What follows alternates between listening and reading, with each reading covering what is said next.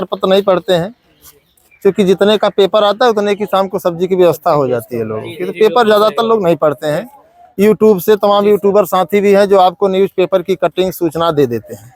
लेकिन अब सवाल इस बात का है कि सामने चुनाव है, विज्ञापन 4163 पद का आया है, शिक्षा सेवा चयन आयोग का दूर दूर तक पता नहीं है, और आज समाचार पत्र ने स्पष्ट कर दिया कि हम लोग सोचे थे 28 तारीख को कैबिनेट की बैठक होने जा रही है लोक भवन में।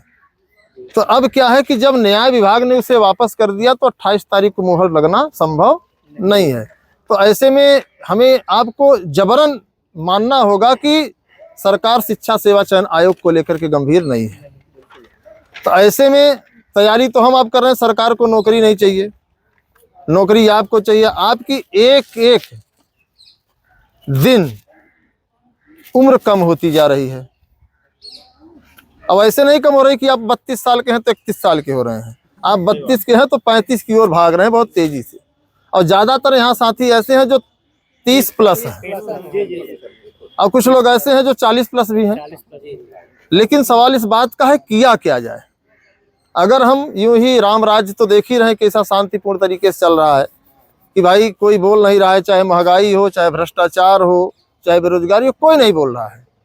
और अगर हम आप भी नहीं बोलेंगे तो फिर मुझे नहीं लगता है कि कोई बोलेगा। और हमारे आपके सामने एक अवसर है कि लोकसभा का चुनाव है, और इस लोकसभा के चुनाव के पहले अगर हम सरकार तक कोई प्रस्ताव रखते हैं तो सरकार मजबूती से उसको सुनने के लिए मजबूर हो सकती है।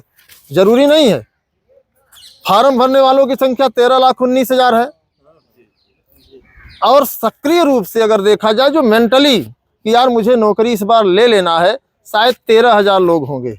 और 13,000 लोगों के लिए भी विज्ञापन सिर्फ 4163 पदों का आया है।